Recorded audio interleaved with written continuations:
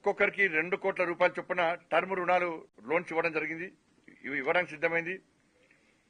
సాక్ష్యం అంగన్వాడీ పోషణ్ కింద 8 కోట్ల మందికి పైగా ఇలా పిల్లలు మానసిక పోషకాహారం కోసం కూడా నిధులు కేటాయించడం జరిగింది.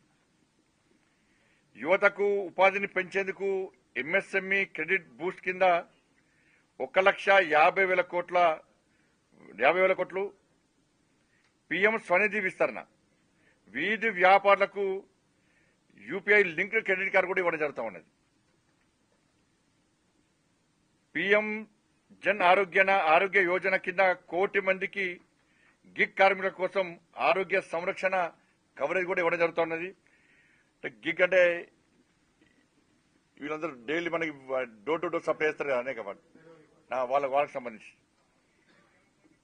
జిల్లా ఆసుపత్రిలో డే కేర్ క్యాన్సర్ కేంద్రాల ఏర్పాటు, దీర్ఘకాలిక పెట్టుబడుల ప్రాజెక్టుల కోసం 1,50,000 కోట్ల వడ్డీ లేని రుణాలు, ఉడాన్ స్మార్ట్ సిటీ మిషన్ కింద కొత్త విమానాశ్రయాలు, అదేవిధంగా మెట్రో స్టేషన్ల విస్తరణ కూడా చేపట్టడం జరిగింది. స్వామినిధి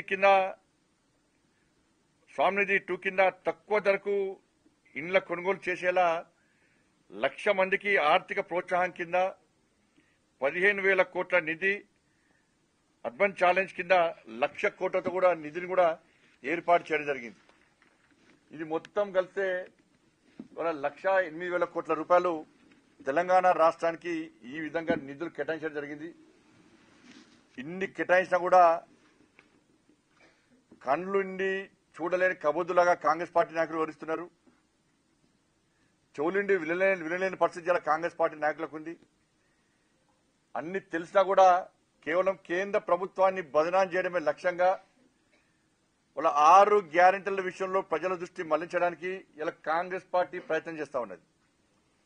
ఇన్ని నిధుల విషయంలో చర్చ జరిగితే ఇన్ని నిధులు కేటాయించిందని చెప్పి ఇలా చెప్పే ప్రయత్నం చేస్తే వాళ్ళ కేంద్రము పక్కా నిధులు ఇచ్చింది, బడ్జెట్లో నిధులు ఇచ్చింది తెలంగాణ రాష్ట్రానికి. మరి 6 గ్యారెంటీల సంగతి ఏంది అని చెప్పి ప్రజలను ప్రశ్నిస్తారని చెప్పి భయపడి కాంగ్రెస్ పార్టీ ఒక ప్లాన్ ప్రకారం కేంద్రాన్ని విమర్శించే ప్రయత్నం చేస్తా ఉన్నది. గతంలో బీఆర్ఎస్ పార్టీకి ఇదే విధంగా చేసింది. అప్పుడు మండలాల వారీగా పాదయాత్ర సందర్భంగా కానీ ఇతర నాయకుల పర్యటన సందర్భంగా కానీ ఏ మండలానికి, ఏ గ్రామానికి, ఏ జిల్లాకు, తెలంగాణ రాష్ట్రానికి ఏ పథకానికి ఎన్ని నిధులు ఇచ్చిందో స్పష్టం చేసిందో తప్ప బీఆర్ఎస్ పార్టీ నాయకులు అన్ని మూసుకొని కూర్చున్నారు. ఇలా భారతీయ జనతా పార్టీ సిద్ధంగా ఉంది. వాళ్ళ ఏ గ్రామానికి, ఏ మండలానికి, ఏ జిల్లాకు, ఏ పథకానికి ఎన్ని నిధులు ఇచ్చిందో చెప్పడానికి మేము సిద్ధం. కాంగ్రెస్ పార్టీ చర్చకు సిద్ధమా?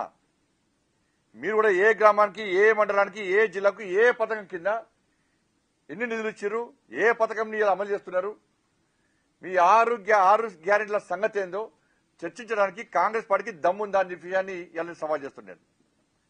కాబట్టి ఇప్పటికైనా కూడా కేంద్రంతో సహకరించాల్సిన బాధ్యత రాష్ట్ర ప్రభుత్వానికి ఉంటుంది. అన్ని విధాల కేంద్రం సహకరిస్తున్నది, తెలంగాణకు నిధులు ఇస్తున్నది. కానీ రాష్ట్ర ప్రభుత్వం కేంద్రాన్ని విమర్శించడమే పనిగా పెట్టుకున్నది.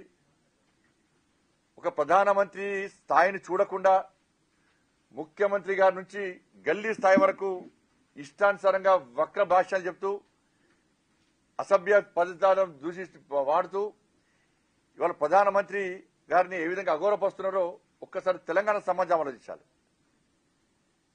కాబట్టి కలిసి ఉంటే, కేంద్ర రాష్ట్ర ప్రభుత్వాలు కలిసి ఉంటేనే వాళ్ళు తెలంగాణ రాష్ట్ర అభివృద్ధి సాధ్యం ఉన్న విషయాన్ని ఇలా కాంగ్రెస్ పార్టీ గుర్తించాల్సిందిగా కోరుతూ, అందుకే ఈరోజు మీడియా సాక్షిగా, మీడియా ద్వారా ఈరోజు ఈ బడ్జెట్ ను ప్రజలకు చెప్పే ప్రయత్నం చేశాం.